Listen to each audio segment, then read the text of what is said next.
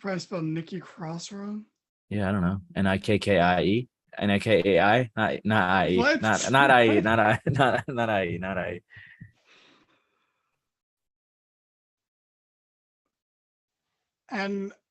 Nikki. Uh, oh wait, What did you put? Oh, you spelled no. Hers crosses with the C. no, it's not. Yeah, it is. Oh fuck. Yeah, they're not related. Well, we're live right now. Oh, that'd be silly. Oh my god. Of course we're live. I like my lives starting like that. Are we on speaker view? Oh my god. How do I switch it from? Why is it not already on? Oh my god. Sorry. We have some great technical difficulties here, folks. Wait a minute, people. Hold on. I know there's many of you out there, but you're gonna need to You have to bear with us. This bear is a with new us. producer here. He's new. This is the first time First, producing a podcast ever. All right. how do Here I? we go. We're good. We're in gallery view now. Are we? I didn't switch it though. Well, I see us in gallery view on YouTube. So you definitely did at some point. All right, So cool. But anyway, hi, hey, hello, welcome to a Market Down production. My name is Wolf Click, and I'm joined by Aaron Cybertron Zhang, and we're here to talk about Monday Night Raw. And just for anyone who's tuning in because of who's joining with me today, I have famous right film director Eric Crisanti with me today. Right. Okay. And he is here to join me as we talk about Monday Night Raw, which was the show. It definitely was a show. It was a show. Yeah, can confirm it was a show. It had a start time and had an end time. And there we go. But there was a big return at the end of Raw, and I don't know how sincere I am about that. But we had our main event. It was Bayley versus Bianca Belair, and silly old me all week long that they've been advertising it for some reason. Thought it was for the title, but it was not for the title. And at the end of the match, Nikki Cross returned. But I want to give a little bit of a recap of the match first. The crowd was mildly into it. The crowd sucked all night, but they were absolutely terrible into this because, Bianca and Bayley are both very well established. So the crowd did care about them. Bayley was working the arm in the beginning of the match. Didn't really matter. Didn't matter at the end of the match. But there was a cool spot that really bothered me. Before we talk about the return, we're not we'll wait off on the turn for a second. But Bianca power bombs Bayley onto the table. Table doesn't break, but that's by design because she picks her back up to power bomb her into the ring post and then drops her on the ring apron, which, as we all know, hardest part of the ring. There's no comparison. It's harder than the ring post somehow. But anyway, that's a brutal series of moves. That's enough to put someone out. She throws Bayley in the ring. And as the ref is distracted with Bayley, she's like getting back up. She's moving already as Bianca's taken out by the huggers on the outside. Bro, you just gave her 3 brutal moves on the 3 of the 4 hardest surfaces around the ring, and then you're right back up. That should have annoyed me so much, especially that's the end of the match, like right there. So the whole match, I guess, didn't bother you enough to keep you down from that, and neither did those 3 brutal spots back to back. But anyway, nitpick aside, that led to Nikki Cross taking out Bianca, the huggers, and the referee, diving from the top rope. And because the commentary team are blind and can only look at their monitors, they couldn't see her face. They're like, "Is that? I don't know. Is that? I don't know. Is that someone we saw 4 months ago? No. Nope. 4 weeks ago. Well, to be fair, she had a mask on, so Oh, she how did. Could they tell? I didn't even I didn't see that. Maybe we're all blind.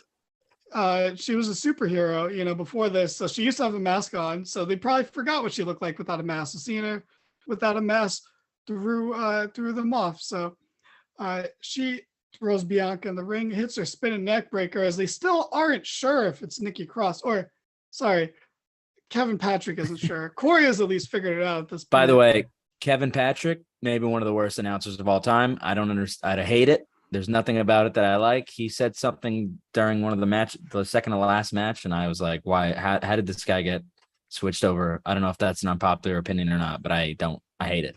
I don't think it's an unpopular opinion. I think WWE has a weird track record of just bringing in bad announcers after bad announcers, except for Jimmy Smith because he commented on Ninja Warrior, so I have a bias towards him.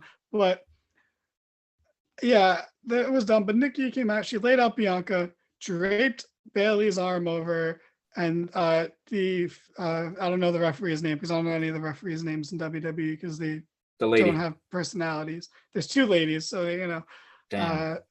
Yeah, it's hard. You can't even go by that.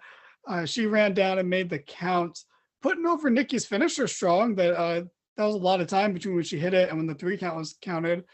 So that's something. And then after the match, she laid out Bailey too. So she's a heel, but she's beating up heels, she's beating up faces, and I guess she's going to be Bianca's next challenger, which is not great. But if they're pushing her this hard right off the bat, maybe by the time the match happens, there'll be something there, or it could be a triple threat, and she just takes the pin. But what did you think of this return and the match itself? The return for sure, maybe one of the worst returns of all time because the announcers tried to pretend that they didn't know who she was, especially Corey stuttering for about 45 seconds. Is it? Is that? And then like the crowd not giving a fuck that it was her. It doesn't make any sense at the end of the show like this, but I think it's very similar to how AEW just doesn't give a shit about the last hour, even though they're only a 2-hour show. I think Triple H doesn't give a fuck about the third hour. He treats the first 2 hours like that's Monday Night Raw, and then he just assumes everyone is gone by then. Unless it's like a title match, nothing of substance is going to happen at the very end. And to be honest, I wasn't really paying very much attention to that last match. That's fair. And I don't blame Triple H for that. Real quick, you're John Blattner. Welcome to the chat. Also, BX1743, whoever you are, welcome to the chat. Yep. I wish I knew who you were, but there's no way of knowing. FYI, I think we're still in speaker view somehow, but whatever. We're just going to continue the show because I don't know how to fix it.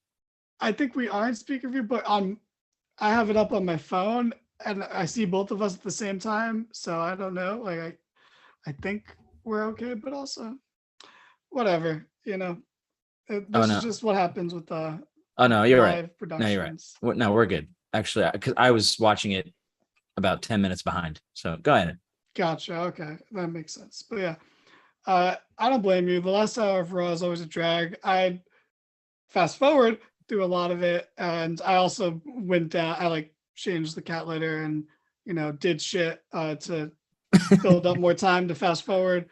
But I was paying attention to this match because it's one of the only matches I cared about on the show because it was the advertised hyped up match. So, I did give it some good attention, but yeah, okay match. The ending really bothered me. Not Nikki, but the no selling kind of by Bailey. Yeah. But not a bad return if you're trying to rebuild Nikki, but if she's here to just take a pin in a triple threat. You think that's what it's leading to? I mean, we don't have to go over that, but I didn't even think about that. I think because are they really gonna have Nikki be like the sole contender? And what the fuck is Bailey and the Huggers gonna do? I mean, it doesn't look like they're giving the title to Bailey anytime soon. So are they just gonna I don't think they're giving the title to Bailey at all. Like in this feud, I don't think she's gonna win it off of. That's what I mean. Bianca, so maybe she just is that person to get pinned. But why make her return like this if you're just gonna have her get pinned, which is what you just said? Unless they're gonna give her the title, which would be super wild. That would be. I would questionable decision. Like, not that Bianca's title reign is doing anything. But I think it's doing something. I mean, it's not the best title reign, but I mean, I think she's the only option. Yeah. So, anyway, I My don't know. I bad. see like all the little girls that fucking imitate her Right. and dress like her, and I'm just like, I get it. I get why Yeah. they push Bianca as a face, even though she was a great heel in NXT back when used to watch NXT. But uh yeah, I can see that being the case because Nikki, she could just be a filler opponent. I doubt she'll ever get the title, but I don't mind bringing someone in and bringing someone back just to have them lose to the champ. If doing that puts them in a higher position than they were previously, so that's fine. Like I don't mind when like AEW brought in Brian Cage just to lose to Moxley and then never reach that height again. Like that's okay for some people. Like not everyone's Right. gotta, I mean, it's you know. okay when you know that you have zero plans for this person. This person you're probably going to fire at the end of their contract. That's, I think the Brian Cage thing might be a little different because you're just like, I'm never going to use this fucking guy anyway, so I might as well use him for this. Yeah. That no, it's different, but it's just someone who, you know, was never going to reach the heights that they were when they were number one contender. Right. Whereas, like, I can't even compare it to like because AEW does weird things where, Lance Archer gets the title match every new champion because you Right. just got to do it. But But Nikki's he's actually being elevated for this, whereas Lance Archer's just always in that just the mid card guy. spot. Yeah. So I mean, something that's, good could come out of this, but we'll see. I don't It think was anything good is coming out of this. I don't I know. mean, I it trust really Nikki doesn't, to be more entertaining like this than as a superhero. it doesn't help that the crowd was just, where were they? Where were they today? North Carolina. Hell yeah, dude. Which is funny because I thought Gargano actually got somewhat of a pop when he came out compared to when he returned the first time in the middle of fucking Ohio or wherever they were. No, he returned in Canada a good crowd, and he still got an. I don't know. Reaction. I got shit on Reddit because I mentioned how he didn't get a pop, and they were like, "Did you watch it on mute, bro?" And I was like, "Okay." And this Well, he went got a on. pop, but it wasn't like he wasn't getting like a Kevin Owens pop, and not a Kevin Right. Owens in Canada pop, but like a Kevin Owens in any city pop. Like where's Kevin Owens been? He has been off for like a month now. Well, no, I think it's because he's not going to Saudi, so you might as well keep him off TV. Yeah, Because and that what do makes you? sense. But Because he what do you? wasn't feuding with anyone anyway. Right. Well, So I mean, it is confusing because why did they have him on TV every week, on the mic for 5 minutes if they were just if they knew Saudi was coming and they weren't gonna have him in a match on there. I find that strange, but well, that's true. I think it was to set up the bloodlines. Sammy's not going to be on the show either, and he's part of the right. most important thing on the show. So Yeah, that is interesting. Unless yeah, I mean, that meant I wonder if they're gonna like kill him off somehow and then the both of them return for that might, I mean, but do they I give would them, do they do that match for Survivor Series? Usos and Sammy and Kevin? I feel like it's too quick. maybe. Yeah, I would hate for this to be rushed because of Saudi. That would be. No, but I'm saying maybe that was always the plan, but Survivor Series, they want to make it a big pay-per-view. Usos versus Sammy and Kevin, but is it too rushed? How long have I they think been it's too doing? rushed. I think it's too rushed because, especially if Kevin Owens has been off TV, if they were going to do that, they could have had him on TV the past month to help Right. set that up, and they both just get written off like 2 weeks before Crown Jewel, which is that this Saturday? I don't even know. I think I don't know. The next last Saturday? commercial I heard was a week from Saturday. I don't know why they need to say a week from Saturday. Why not just say next Saturday? But I don't know. They word things very weirdly there, but whatever. we have a comment from the Mark It Down podcast. That's a Mania match. I think it is going to be a Mania match, but I don't know who's using the Mark It Down podcast. it's probably BX 1743. It probably hacked our shit and Doesn't know how to use YouTube. Unbelievable. This is embarrassing. Taking over. Yeah, we're professionals over here. But yeah, let's go to the top of the show, which has opened up the same way a lot of Raws have opened up lately with Judgment Day, who I have so many conflicting emotions about. Somehow I think they're terrible, but I also kind of love them at the same time. And I think it's a little bit of Stockholm syndrome, but they came out. Rhea botches a high five to Damian Priest, but it's fine because Rhea's the only cool one in the group. And then she says, "Mommy's here" and all that. And Did she? Is that her thing? You have to. To be honest, I'm here for moral support. I missed the first hour and a half of Raw, so you gotta. Yeah, I mean, she calls herself Poppy a lot of the times, but sometimes it's Mommy. I mean, but that's kind of cool though. Yeah. She's going with the she's it's a throwback. It's a throwback. She's Dom's Dom, and she's really heavily leaning into that. I mean, and she's really cool. Yeah, there's some, like, if you were alive during those storylines, this is actually, interesting. Yeah. Or even then, I think Dom's been on TV enough for anyone who wasn't watching during that time to just get the gist of it. The Poppy and Mommy thing. Yeah. First of all, I mean, you don't need to know that. You can't watch a Rey Mysterio match without someone hitting three amigos, and it's usually not Rey. It's usually being hit on him. Right. It's actually like the worst part of Rey Mysterio matches now, honestly, is because it's just such a bad, overdone trope. But anyway, Judgment Day cuts a promo. Finn. Just really quick, James from the chat says they've gotten so much better. They were terrible. Now they're a lot of fun. And then they are fun, but it's still, a lot of it's bad. Like, Dom is entertained now, but he's still terrible and like not ready for TV. He shouldn't be on TV. I don't even know if it's.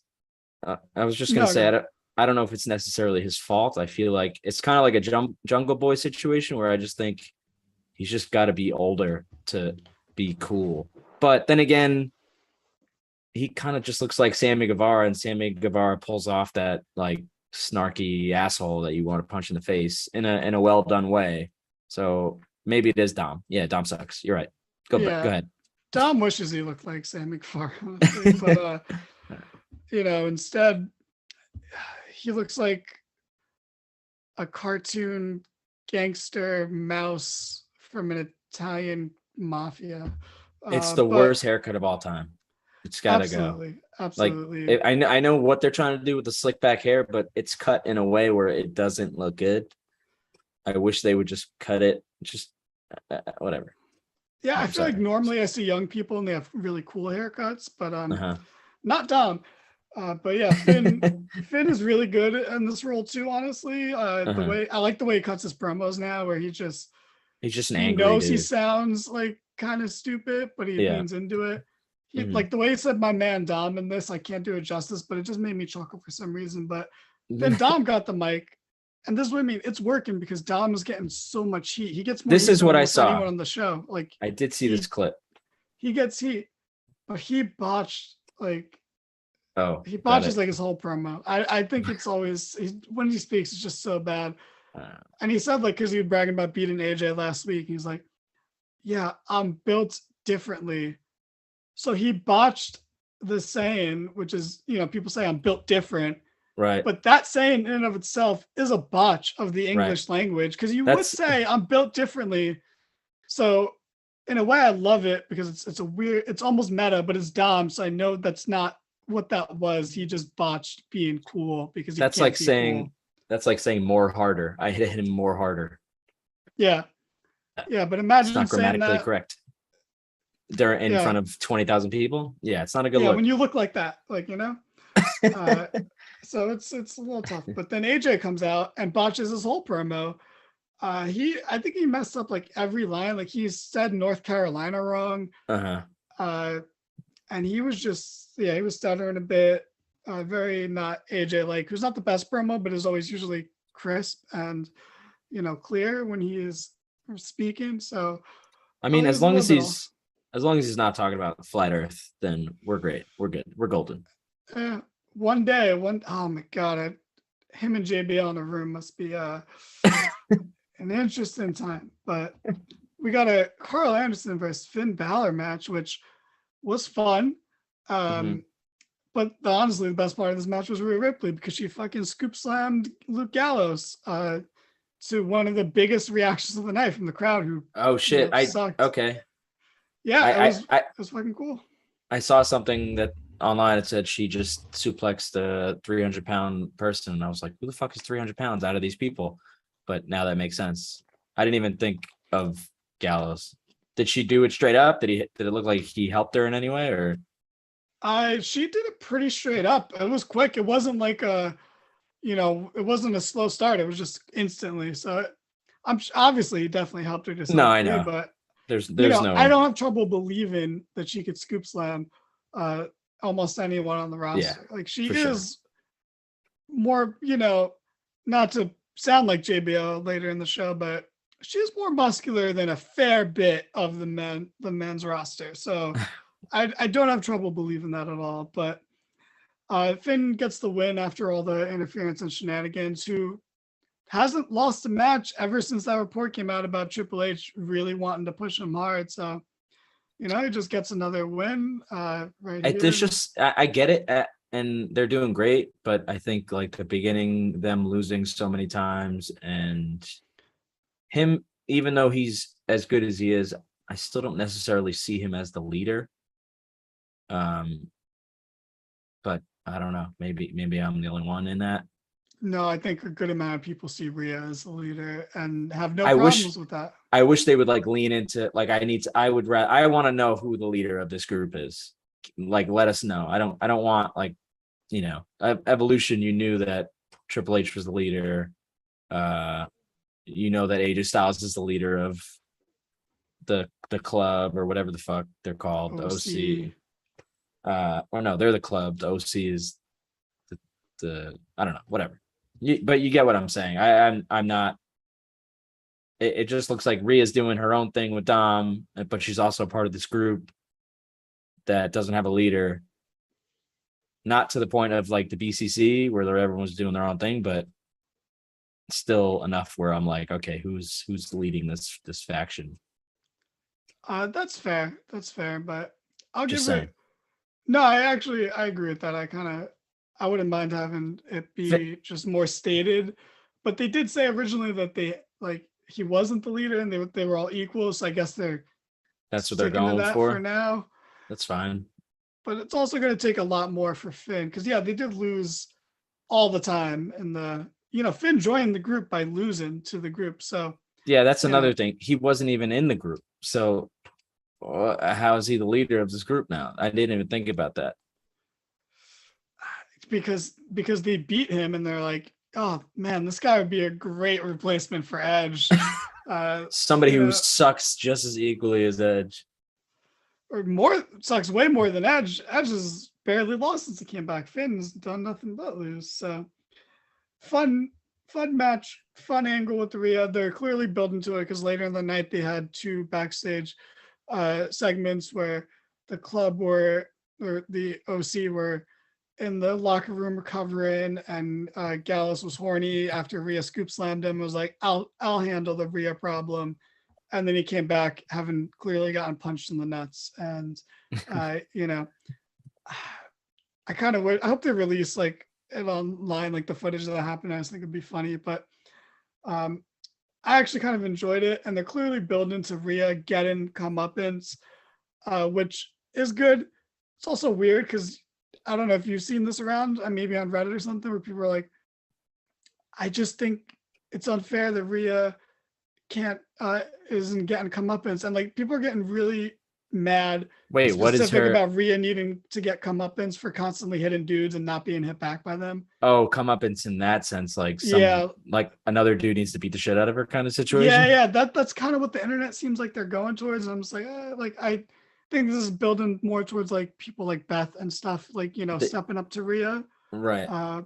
Wait, whatever happened? I mean, I guess that's a story for a different day. Well, I guess they're coming back for after Saudi to set that up. Yeah, for Survivor I'm sure Series. they'll come. Yeah, they'll come back for Survivor Series, which is fine because you sell injuries and that's good. I don't know. I guess I could use her entering the Royal Rumble and getting an RKO out of nowhere. That'd be funny, but I don't think it's really necessary, to be honest. Yeah, no. As far as her comeuppance, like especially if I think ideally she would be the person who takes the title away from Bianca.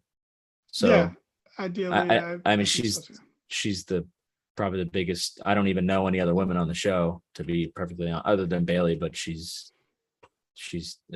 not a great return. So I wouldn't give her the title. Rhea would probably be the move.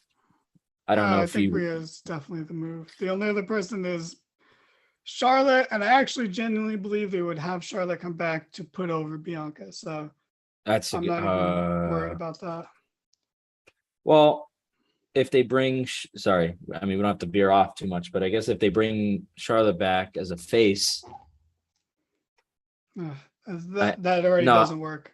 no, I know, but yeah, I'm just thinking they can do a rematch between Rhea and Charlotte, and Rhea can finally get her payback on that Mania moment, but she goes in with the title. Like I can see Charlotte going into Mania as the face against Rhea, and people being like, "Fuck, Charlotte's gonna win," but then Rhea beats her, and everyone kind of leaves satisfied. I mean, that would be ideal in my head.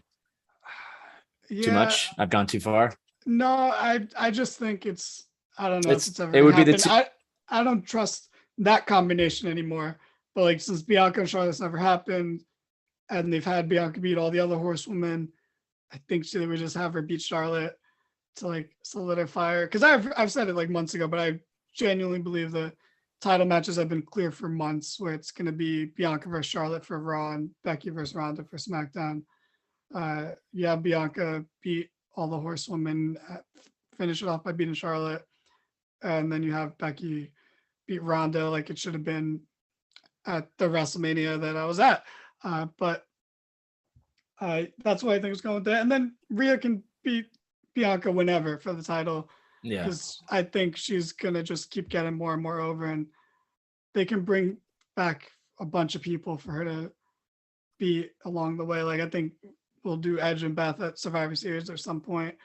Then you can fucking bring back anyone, honestly, and have Rhea just destroy people. But I would go as far as to say that Rhea wins the title at the Rumble. I don't think they wait until Mania.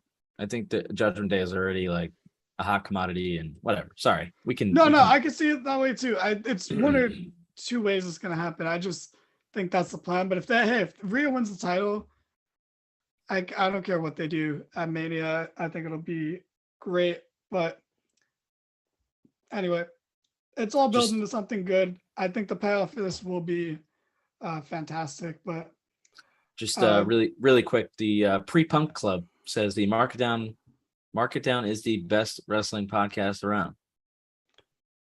you're not wrong, man. You're not wrong, and You're your not stuff, wrong. PPC. But You're either not wrong or not looking hard enough. But sorry. yeah, Funny. no, and James is right. They would cheer Rhea, but you know, Well, yeah, but that's like Charlotte can't be faced. Like she's just not good at it, and it'll never work. It's never worked except for the debut or the the original call up, and it'll never work again. And you just can't do it. It's just how it is. You can ever be a heel, and sometimes people will cheer her. I mean, it's never gonna but happen. also I don't think Rhea's gonna get cheered unless it's a Rumble or a Mania where it's like an overseas crowd coming in. I don't think she's not getting cheered at these shows in fucking Oklahoma and North Carolina. Yeah, but she's getting reactions, and I think that'll turn into the same way Seth is a heel, but the crowd Mhm. cheers for him, except for when they're supposed to boo him, like when Yeah. he does heel stuff. So I think by the time Charlotte comes around, it'll be something like that. But to move on with the show, just some Go quick ahead. backstage segments. An interview with Candice LeRae turns into Bailey, and the hugger is coming in and beating her up, and they shot it weird where you didn't see any of the beatdown because the cameraman got knocked down, and then there was never any payoff to that. But Riddle was backstage. He said he's been hitting the bongs all week long, as Elias was explaining to him how he doesn't like being interrupted every week, and he's trying to really stop that going forward, only to be interrupted by Chad Gable with one of my favorite pun, I guess, of all time, where it's like, oh, what's the name of your band? Blink 180 Shush. And I loved it. It was amazing. You going to the Blink reunion tour? Wait, when is that? I don't know. Next year, I assume sometime. I mean, yes. Are we down? Are we buying tickets right now, live on the Market Down podcast? Right now, no. Shit's like $300 fucking dollars. We're gonna wait till the very last minute so that we can get cheap tickets.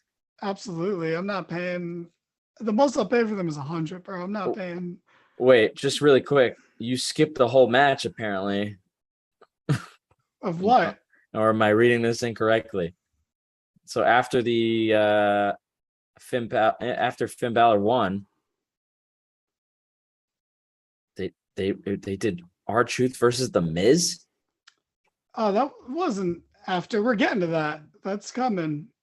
All right, That I'm was sorry. later Go on in the on. show. Somebody wrote this. I believe you. Go Yeah, on. no, I did kind of skip it for those interviews, but It's okay. I but no, for don't. matches that is next. But like for the, I just wanted to get the interview segments out of the way. Go ahead. Go ahead. Go ahead. But yeah, so that, and they set up a match for later on. But anyway, uh, Johnny Gargano and Miz are arguing backstage about what Miz did to Dexter Lumis, and they're being very vague about it. Johnny Gargano, fucking babyface that Triple H loves, he's pushing all over the show, who Yeah. is enabling this. I'm gonna just say sex offender Dexter Yeah. Lumis. Yeah. To because go it's wrestling. to do terrible things to the Miz. Yeah, the Miz, who I'll make fun of till the cows come home, and I would fight the Miz in real life. I'm not really afraid of him, but like, Okay. Miz is a pushover, bro. Like you could, if you just say something mean to him, he'll fold. I'm positive. Okay. But he's not doing anything wrong here, and he doesn't deserve this. But Miz goes out to address it, and he's in his ring gear, so you just know a match is going to happen, because Miz is the worst at that. He is always. I mean, the WWE is just really bad at that in general, but it just seems to happen to Miz a lot. That's an argument that could be made. I feel like, for the most part, maybe people should be in their ring gear at all times because you never know. But I see what you're saying. Yeah, but Miz wears like a suit, when he's not wrestling. That's true. Okay, yeah. They've set an example where it just doesn't make any sense if they're not in their ring gear or if they are or not. Yeah. Yeah, but like Gargano was walking around in his clothes the whole time, and then he ended up having a match, and he just changed, so it works out. But Miz says that Dexter targeted him because he was upset that Miz took Ciampa under his wing instead of him. Terrible lie right there. But Johnny Gargano comes out and says that Ciampa is not injured, or not kidnapped. He's injured, and that's why he hasn't been there. Which bummer, but I guess I don't really care, honestly. And then Johnny Gargano keeps demanding that Miz tells the truth over and over. And then Miz like, okay, you want me to tell the truth? You want me to tell the truth? And out comes R-Truth, the original person to wrap their entrance to the ring. What a first hour to miss, man. I'm pissed. You guys should have told me what I was missing. Yeah, just really quick. Big return. That's actually what should have been the title. Is that was a big return. Damn. No, honestly, that should have closed the show. R-Truth should have came out and just beat the shit out of all the ladies at the very. Oh man, he. Can I just say that R-Truth during his heyday, Little Jimmy and the whole thing, before John Cena just ended his whole career, I really thought if they had pushed the shit out of that, he could have been something. I don't know about that. You disagree? I think he was fine where he was. I thought it was hilarious, and then John Cena beat him, and that was the end. That was the last you saw of him, because CM Punk hopped in and won the title, and that was it for R-Truth. That wasn't the. Hey, him and the Miz beat CM Punk and Triple H in a tag match at a pay-per-view. So. And they did go on to go against the Rock. Was that after? Yeah, the Rock and Cena. Yeah, no, that was before though. That was before. No, that was after. They beat Punk and Triple H to set up the Rock Cena match. I meant before Punk had won the title. It was before. It was the same show, I think. Huh? The Punk won the title from WWE at Survivor Series, the same pay-per-view where Punk where Rock and Cena faced Miz. Okay. That was such a weird night, but also great if you really look back at it. Like, Yeah, fucking anyway. Sorry. it Yeah, was his first match in 7 years was at Survivor Series instead of WrestleMania. But yeah, it was cool. But R-Truth had his moments. I think a lot of his best stuff came after that. I think him saying that John Cena was his hero as a kid with the U.S. title was actually one of the funniest things he's done. But he was just hilarious, and they just, yeah, I know James was a big fan at the time, but he was wrong about a lot of things, and that was one of them. James wrong. I can't imagine. Speaking of, But yeah, just really quick, John Blatner. I saw Blink at MSG in '09, was like $80. Fall Out Boy opened and were horrible. I agree. I'm not going to disagree. I saw Fall Out Boy live during the Grammys, and that was a terrible experience. to be honest, Blink and Fall Out Boy aren't that good live from what I've seen in like videos. But I still want to go. It Maybe feels they've gotten important. better. Who I knows? doubt it. But Anyway, most of them have almost died, but I'm sure they've gotten uh, better. But yeah, the R-Truth comes out and they have some comedy. I mean, Johnny Gargano and R-Truth were actually very in sync. They nailed all their lines because they said a lot of the same things at the same time. mhm. I'm not gonna recap it because I don't care. And then we had Miz versus R-Truth because it's fucking 2010 all over Right. again. And it was terrible. I actually I don't know. I fast forwarded through it. Truth I won. I mean, don't care. if anyone's actually listening, did they mention the fact that they used to be a team, or did they just pretend that was never? I'm sure they did on commentary. I'm sure Corey Graves mentioned something that, had a little smart comment that no one got. Anyway, go I'm on. sure he did. But yeah, I Or don't care about the match. I'm sure it was terrible, but imagine it was a 5-star match and we just we completely missed it.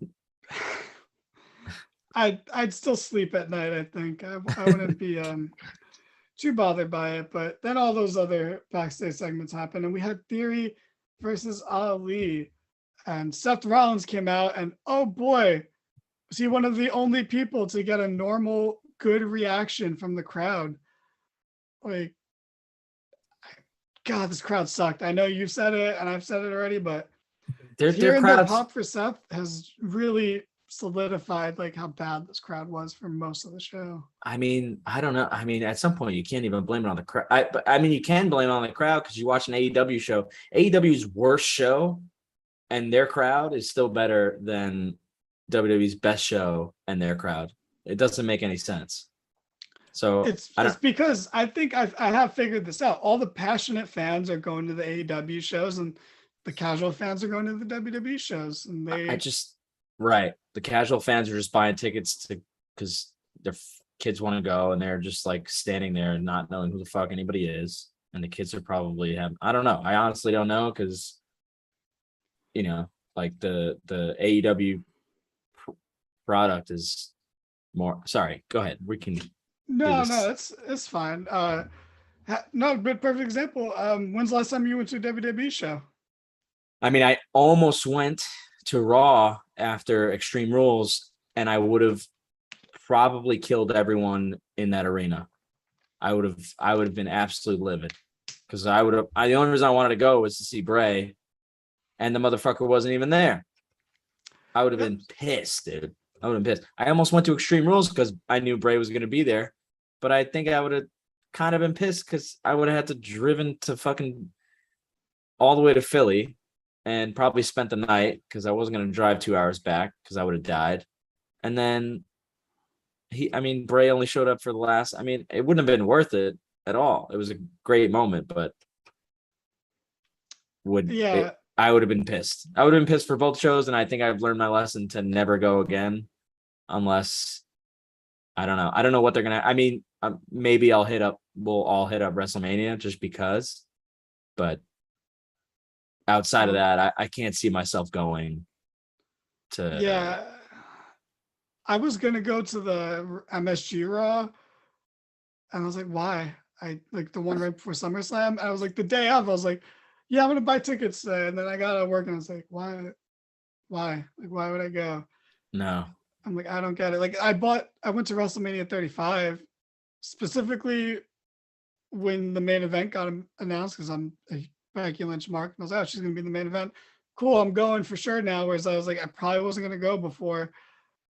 And then I don't know since then, but my point was that you were someone that would start a lot of chants at shows, or at least try to. Uh-huh. And you're going to AEW shows instead if you are going for the most part. I don't think a lot of the fans are being like that. Like, why am I going to spend money on both shows? Like, they're both coming to town, and WWE will be back again soon. So why even bother? Whereas AEW is new and fresh. So it's like, I'm going to go pour all my energy into that. And all the fans that are at WWE shows are just like happy to be there, but they I don't really mean, care to react enough. They're just like, yeah, it's something to do. It's a night out.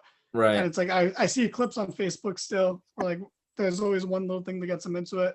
So I think there's crowds because even when the show's been good, like the first 4 Raws when Triple H took over were pretty good, and the crowd was only good for like 2 of them. So Yeah, but good enough to the point where you're like, I really want to go to this show.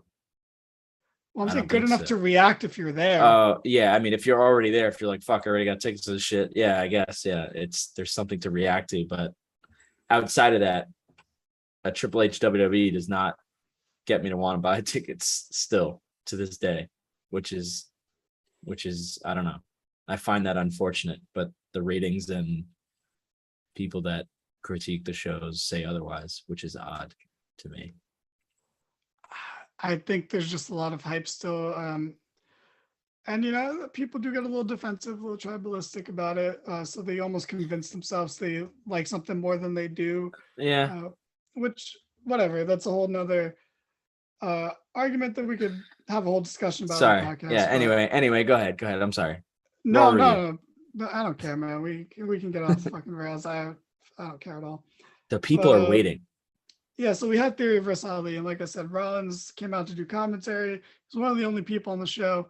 The match was decent, but you know, I just can't get into Austin Theory, man. I feel like everyone else on the pod is drinking Kool-Aid that they Oh, wouldn't drink on purpose because oh, they they're don't big. do drugs because they're losers. But They're big fans. yeah, you haven't seen it. You've been in the chats when these guys are trying to talk about how great Ali is, and I'm just like, he's Oh, like he's Ali. literally no, I'm sorry, Theory. Oh, Because like, Nick and Chad and Nick and James would be like, oh, it's great that Theory won Money in the Bank, and he's so good, he has so much potential. I'm like, well, he'd be lucky to be Intercontinental Champion again. Like at this point, I can't take he's not winning the world title, you guys. I'm telling you that. no. I think it's honestly before Vince left, I'm pretty sure the plan was to have just Drew beat uh beat Roman and then beat Austin immediately after. I could have sworn that. I mean, I I don't know. believed it when you said that. I did think that was going to happen, but I think now he's just going to run out of time, and that would be cool because it'll be the first time that's ever happened. But I Yeah, think his contract will expire. but they Which, also. Oh, I mean, that could be a first too. I didn't think yeah, about that's what I'm that. saying. That's a cool way to go with it. And like that's the best thing that can happen to him because him winning, he can't win the title. He can't. He's nowhere near Roman's level, and he'll just never. No, Even a casual, no one will accept it. Like Smarks won't accept it. Like casuals won't accept it. It would not. No one would take him seriously. All the work that they put into building these titles up with Roman would be flushed down the drain. no. Yeah, you can't. You can't. I mean, maybe the only thing that you could do is they make a star out of whoever beats Roman clean, and then Austin would cash in and win. But even that is just that's just silly Yeah, because we shouldn't go to a immediately to a chicken shit heel after whoever beats Roman. I just don't think that's the way to go. And Theory just isn't that guy. He's too corny. He's not like, yeah, you can't take him seriously as a main eventer. You're lying to yourself if you think he's a main eventer. Not you well, specifically, the in general you. see, I'm reading the chat. I was originally gonna say James probably likes Theory because he sees a John Cena in him, but then Rev says Theory could be the next Miz. But again, I don't like the Miz, so I don't even know why I would Miz not isn't want a main that. eventer, so I agree with you, Rev. He could be the next Miz at Miz, best. Miz wasn't a main eventer when he was in the main event. He was just the guy that was there at the moment. I mean, he was all. I mean, he was technically like the most like casuals knew him at the time, so I guess it made sense for him to be in the situation that he was in against Cena at the time and The Rock and the whole thing. But In Theory is not. theory, I don't know. He'll cash in on Cody. I mean, I guess. I I mean, get I'm not even. no. Well, no, because if there's not enough time. Yeah. Also, he's just not gonna be champion, guys. He just accept that now. Like I'm ripping the band-aid off for you guys. I know it stings for a moment now. It shouldn't. It's weird that it does because you shouldn't care because he's just a rant. Like he's not main event material. But anyway, he beat Ali, which is just I know you're not a fan of Ali right now, but or at all, but he is getting pushed. But this is a Vince push, bro. Like he is beating. They're just beating Ali every week, and then wondering why he's not over like he used to be, or like could have been. Like I it makes no sense. I actually really. I mean, when Ali was doing the hacker gimmick, I thought, oh, this guy's got a really cool look. He can be the leader of a group, and this will be really cool because he's not too big. And then, or are you laughing because nothing ever came out of it, or you're laughing because you think Because of the that's group, ridiculous? because of the group he ended up being the leader of. Oh yeah. And at the time it was cool. He's like the small guy that's controlling all these much bigger guys behind him. Was the idea that I had in my head, and then obviously nothing ever happened. His gear was awesome, and now I don't know what the fuck he is. He's just like a creative character. Yeah, they keep changing his music, which is bad. I think it's gotten progressively worse. I liked his original cruiserweight music, but Yeah. like I still believe in him because he's a good promo and I like he has good character work. But just real quick, James, who cares? The Miz was super over when he won. Those 2011 or no, it was Nah. 2010. Crowds were dumb Also, back then. also, I don't even. I mean, I don't know if that's true. I'd have to look at the tapes again and like re-watch that whole situation because I feel like that's not true. It might be, but it also was he super over, or did everyone just want fucking Cena to die at that time? Yeah. Everyone Yeah, wanted was it just something different, not necessarily good, just different than Cena? literally a Or homeless man could have casted in the fucking Money in the Bank on Cena, and the place would have gone absolutely apeshit.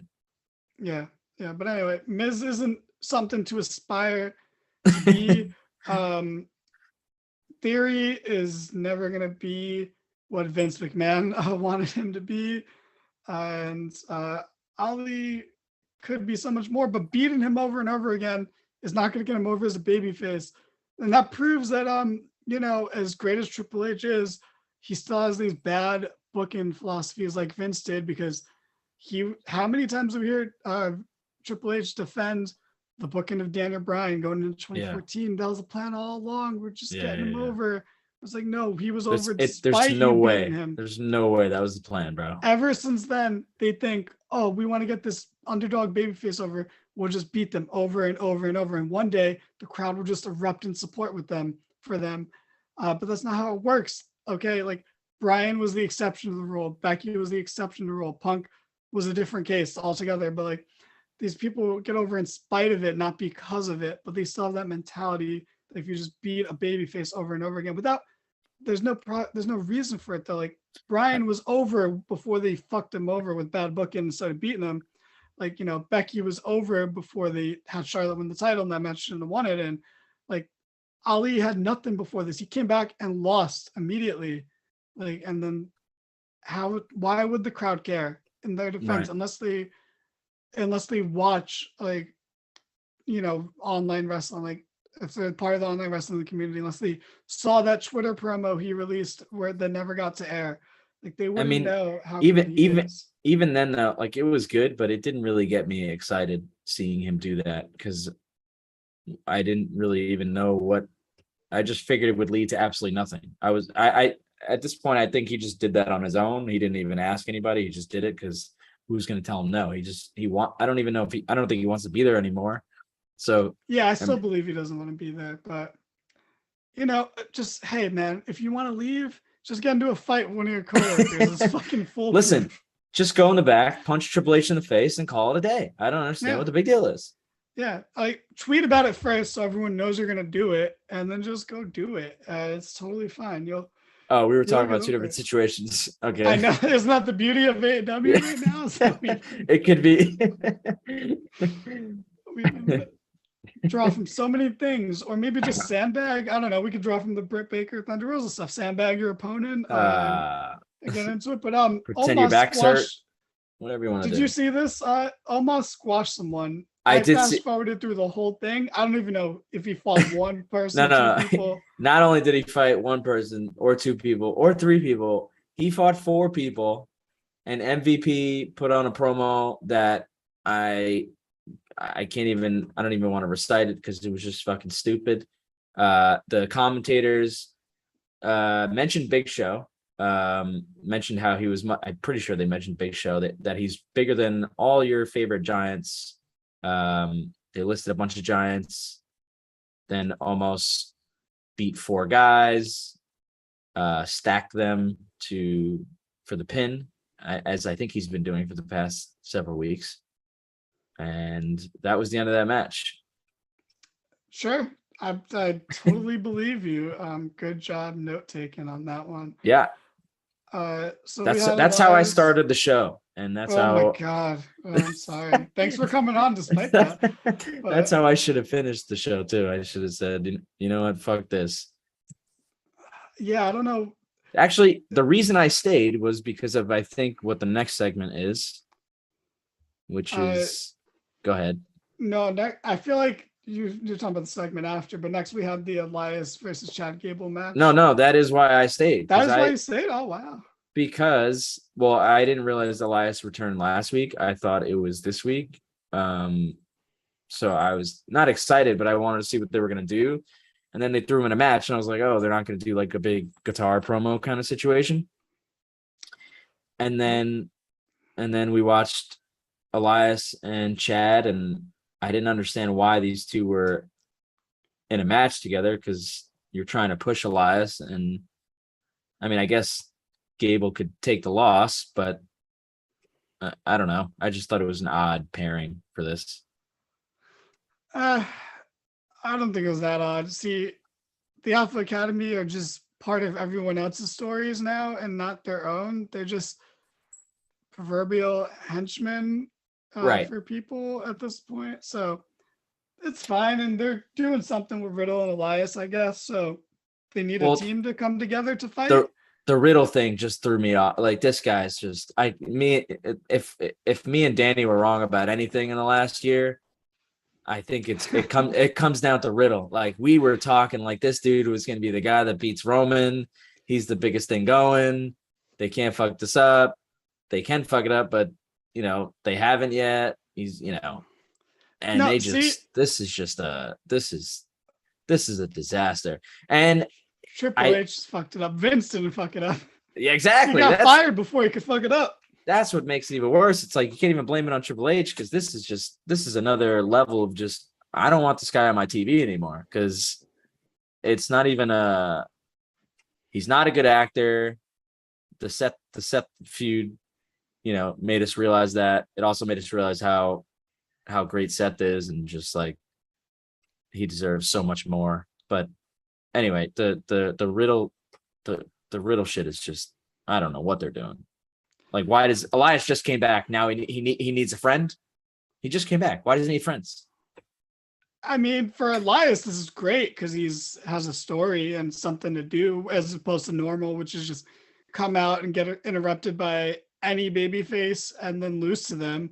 So this is actually a direction for him. But for Riddle, it's a huge step down from, challenging Roman and then mixing it up with Seth. And now he's teaming with Elias. But you see, I don't care because, he talked about hitting bongs earlier. So, that was worth it for me. But yeah, Riddle's not a good actor, but that's part of his charm. But he is just not as over as he used to be. And again, just like I was just saying with Ali, it's a case of you can't just keep beating people, especially baby faces, and expect them to continue to be over. You can't just be like, oh, Riddle's RK Bro is the hottest act in the company.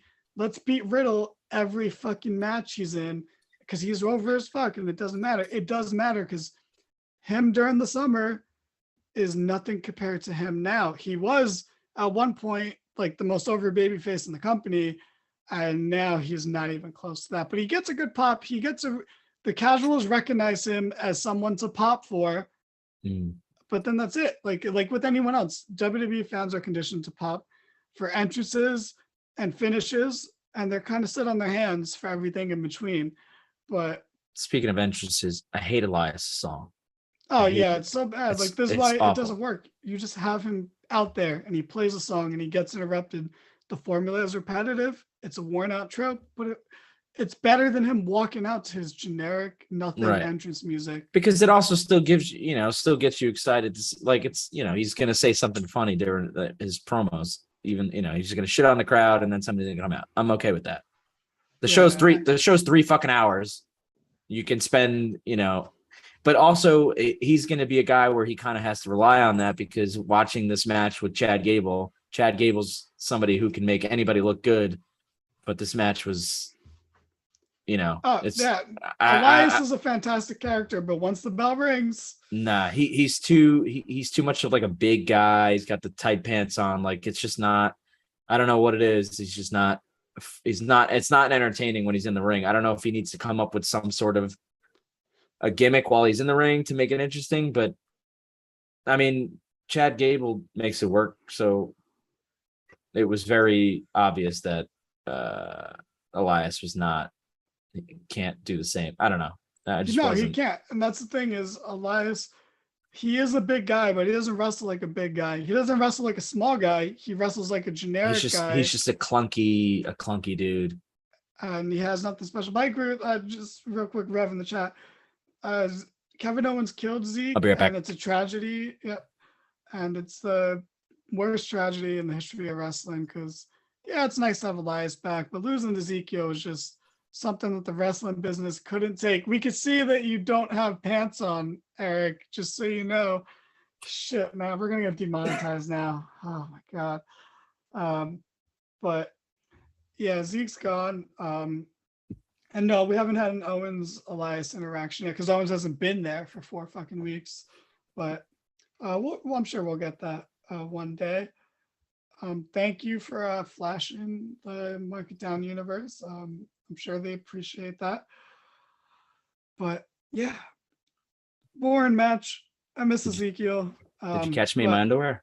Yes, we did. The whole Market Down universe saw you in your underwear. I realized how wide the camera was when I got over there, and I was like, "Oh, that didn't work." It did not. It did not. I like your twisting staircase though. You live in a duplex or something? What's going on? Yeah, dude. I'm a loser, bro. I'm all alone. Living with my cat. That sounds pretty good to me. But after that, we can definitely clip that for TikTok though. The underwear thing. You're welcome. Yeah. Nope. We're trying to get views any way possible. Wear yourself out. Whatever you got to do. Follow the Market Down OnlyFans page coming soon. But after that, we had JBL cut in a great, terrible, but great, super meta and or tone deaf promo next. And, he's a cowboy from Texas. He hates snowflakes. He hates millennials. And he hates Gen Z. He doesn't understand what he's saying, but he hates it. And he's saying that North Carolina has enabled a safe space for guys like Johnny Gargano, even though, this crowd is not one of those crowds because they don't pop for any of these internet darlings that he's complaining about. But, he talks about being a safe haven for underwhelming underachievers while being the mouthpiece for Baron Corbin. Hell yeah. So it's great because it's it's ironic because he's not self-aware as he says these things. As in kayfabe, he's not self-aware. But you could believe that he genuinely believes this too, the way JBL is. But I think JBL's a fantastic heel promo, and although I think this is gonna get old real quick because it's Corbin, I'm gonna enjoy it for a couple weeks while JBL just cuts some fantastic heel promos. As shitty of a person as he is, he's just good at it. He's just good at it. Who do you think he voted for in the last presidential election? To be honest, though, I was going to say I don't know if he was a Trump Republican. As much as he is a Republican, I don't know if he went that far because I have seen some tweets where it's questionable. But Okay. I'm sure gun to the head, he probably voted for Trump. But I do think it was a tough one for him, if that makes you feel any better. That I don't care. Who he voted for means very little to me. I can separate the two things. I don't really care. Yeah, we watch Jericho every week. We can do that. Yeah, his wife was at the Capitol riots, and he gets no flack for it. It's insane, but you know. I was gonna say I do like how they're going like the AEW route with JBL. Like he's there, you might as well use him in some sort of a managerial way. I don't know if Corbin was the way to go with this, but I do like the attempt, because I think AEW kind of stopped doing that, which is kind of a bummer because that was kind of what was cool about the show to me. It was like, oh, we're using all these older guys to be managers of these singles characters, and they kind of stopped doing that. And now WWE is kind of leaning into that with the JBL thing. I mean, I know it's only one, but if they do it more, that would be nice. They have a Mick Foley in their back pocket, things like that. I don't know. Corbin's the Lance Archer of WWE right now, I guess, in this scenario. But yeah, it's the thing is like JBL cuts is good promo, but then it's still Baron Corbin who, despite having the coolest moveset in wrestling, wrestles the most boring matches in wrestling. So then he beat Gargano, who's like this baby face that you're splattering all over the show. Like, I liked their interactions backstage because I think Gargano's actually been showing a lot of charisma these past few weeks. But yeah, I was gonna say the Mexican hat thing, the Mexican hat, the sombrero or whatever. Not the sombrero. He's wearing the fucking cowboy hat. Sorry. I don't know why I thought it was. The Mexican hat. It reminded the Mexican hat, the sombrero. Clip that.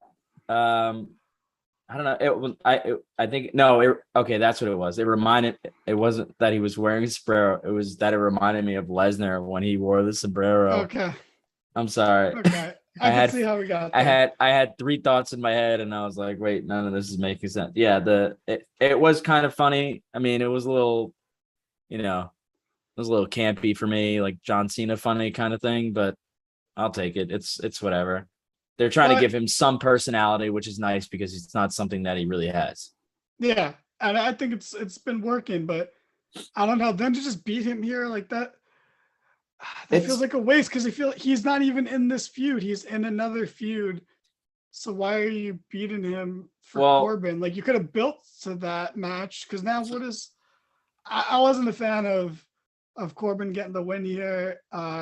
It's also weird that Triple H is having his guy lose like right now, but yeah, okay. So this was definitely more of an odd pairing than Gable and Corbin was because Gable can.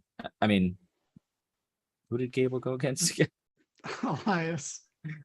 Yeah, this is definitely more of a weird pairing because it's like neither of these guys should be taking losses unless you're going to do 50-50 booking, which is lame because I don't want to see this match again just to see Gargano win.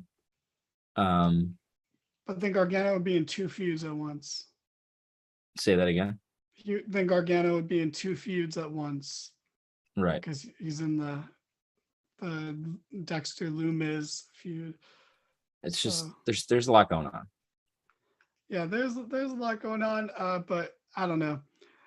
It's kind of like, I mean, it's maybe not the same as the Ciampa taking a loss because Triple H took over and you thought all of his guys were going to get pushed and then they didn't. Maybe that's kind of why we're finding it odd because we're like, okay. I think Vince made a phone call before the show. made a suggestion. I was like, hey, Thanksgiving's coming up, and decided to have you over like every year, but if you could just do this one thing for me. I wouldn't be to be honest. I wouldn't be surprised if he still had some sort of a say in everything that's going on. Yeah. I mean, Triple H still has to go to dinner with this guy. It'd be kind of weird if he was just like, "Nah, bro, we're not. You're done, dude. Please stop." Yeah, at the end of the day, I doubt Triple H feels a lot of sympathy towards the people who accuse Vince, and feels all the sympathy towards Vince. So, that could very well be true. But after that, there was just a long recap package of the Robert Lashley and Brock stuff. And then we had the main event, which we already talked about. So, overall, out of 7, what would you give this show? Being that I started on the Omos thing, I'm gonna go with the 3.8. That's pretty good considering where you started. But yeah, it's fine. I'll give it a 4.3, I guess. Damn. Because Okay. I saw the beginning of the show and I actually like the Judgment Day stuff. Oh, that's true. Yeah. Oh well, I mean, for the judge, since we're done, I don't think you mentioned the one line that of the clip that I saw from the judge from Dominic. He said he's this generation's Eddie Guerrero. Oh, yeah. That got a huge reaction. Yeah. It's just because whatever Dom says, I just can't take seriously. So it doesn't matter. But he gets booed, so it's fine. It works. Yeah. He's a modern Vicky Guerrero, I guess. More so than Eddie, honestly. But, John Blattner said 11 out of 10. Chill episode. We were talking about this episode of the Market Down. Hell yeah, dude. I assume. Probably the best episode of the Market Down podcast right here. It's up there. It's up there. It's one of my personal favorites. But yeah, real quick, are you excited for Crown Jewel? Anything you're looking forward to? I am actually. Paul, Roman Reigns. I was gonna say. I am genuinely interested in seeing that match. Not because of. Not excited, but interested. I think I'm interested because I'm sure he'll do well. He's done well so far in every match. He just shouldn't talk. No, I saw a clip of I think Shawn Michaels is going to be on his podcast, and it was like a preview of what the episode was going to be about, and they were making fun of Logan Paul's promo about how he said, "I am the table." And Shawn Michaels was like, how did you come up with that? What do you mean you are the table? That doesn't even make any sense. So I don't know who gave him the go ahead for that, but they were also it's not as an insult. It's if Roman's the head of the table and you're the table, that still means he's in charge of you. So like that just doesn't work. But I mean, it did, to be honest, it did sound cool in the promo, but then when they started to dissect it, that's when I was like, oh, maybe not. But yeah, I do think that match will be interesting, especially because Logan, who have his opponents been? The Miz and the Miz. Right, and Roman's a much better worker than both of them, so I can only imagine. He's not a better worker than Ray, I would argue. Not Ray, yeah, that's true. But that's a tag match, so that's true. I mean, I think it's debatable, but I would say I feel like you can't say he's definitively better than Ray. I'm not even a big Ray fan. I don't think Ray is that. No, I see what you're saying, but he's clean. He's never like really fucked up, no botches. Yeah, you're right. But I guess my point was like, Roman's young. I don't know. He's entertaining. I can see them having a halfway decent match and not like a clusterfuck. Hopefully. There's going to be a lot of smoke and mirrors behind it. Oh, you think so? Absolutely. It's like I guess the bloodline's going to be, but right. They've all had smoke and mirrors. I just don't know. I don't know why the Prince of Saudi Arabia would want this. I don't know. Maybe they just discovered YouTube there, and they're like, "Oh, look!" They probably watched him open Pokemon cards, and they're like, "Oh, I like this guy," and maybe we'll get him on the show. or they just care about money. They don't care. It's an event. They're I mean, casuals. They're just going for an event. technically, that is the biggest match you could possibly do, unfortunately, which is insane. I mean, other than The Rock. I'm saying Yeah, people, the biggest match. Yeah, I agree. The biggest match you could do is Logan Paul versus The Rock, but they can't do that right now. I'm sure that'll be the match at Saudi Arabia next year, but they would love that. Vince dude, would die happy. what's the meme of him in the chair?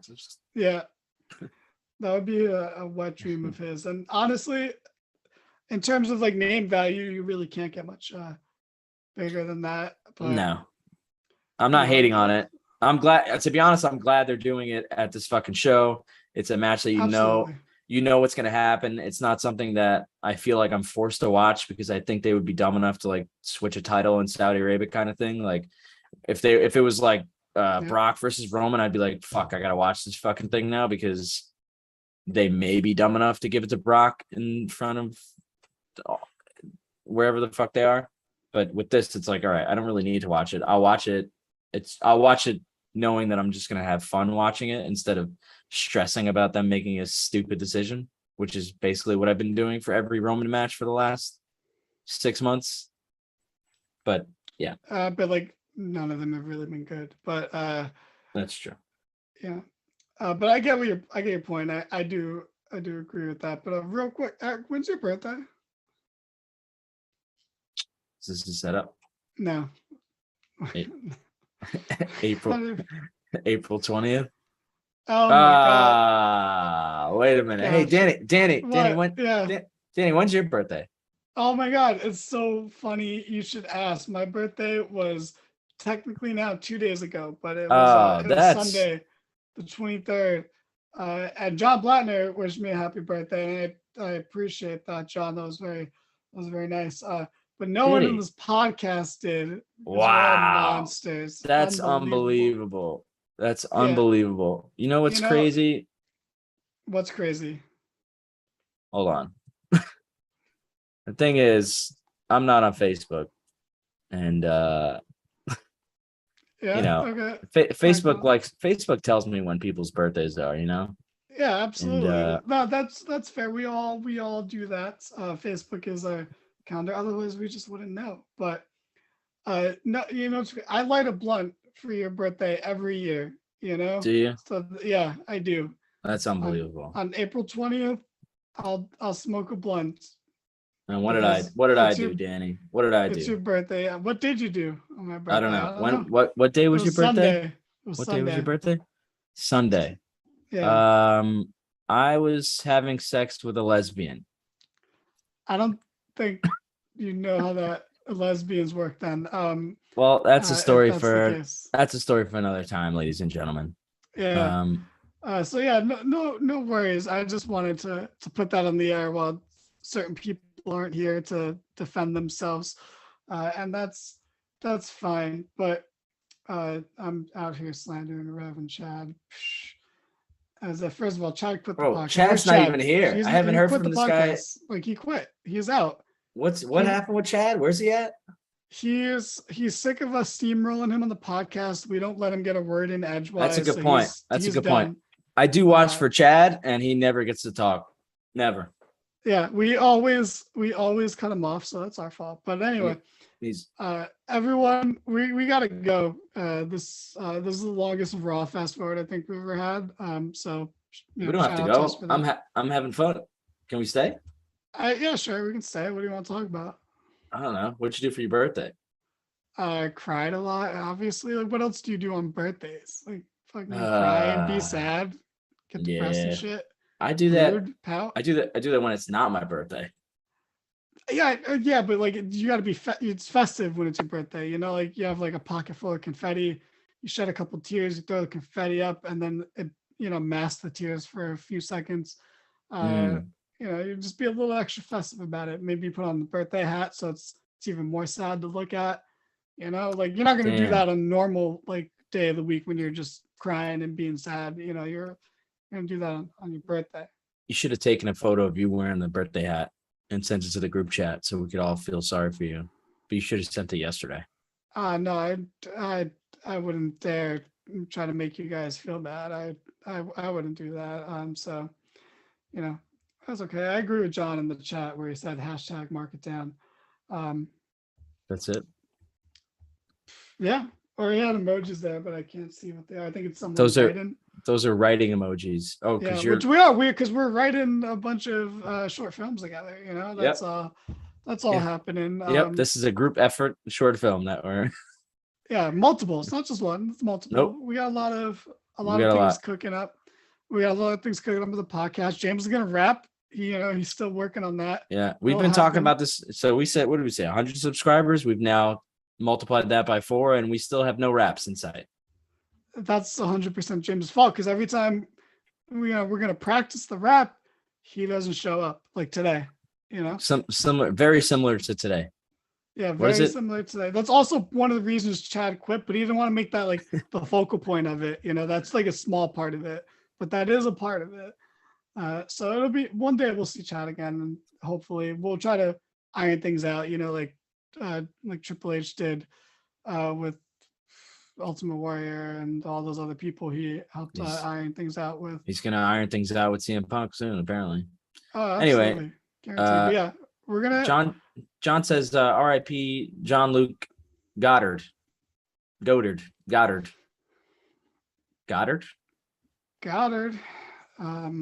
Is that James better the rap dog soon. from Jimmy Neutron? All right, ladies and gentlemen. Yeah, we're gonna go after that. But catch us on Wednesday. We're talking about AEW Dynamite. I'm sure Moxley will bleed on that show. But until then, for famous film director, indie or otherwise, Eric Crisanti, hold the R. And That's Daniel me. Hernandez. This has been a Markdown production. That's Everyone us. Have a good night. You have that good night. Be nice to animals. Don't drink and drive like Jeff Hardy. It was my birthday on the 23rd. Good night. And don't punch innocent men like the Elite did in their locker room. Absolutely. Okay? Leave people alone. It's just because someone's straight edge doesn't mean you got to punch them about it. Okay. Just because they said some mean words doesn't mean you can go into their room while there's innocent women and dogs and animals. Yeah. Okay? Because bad things happen.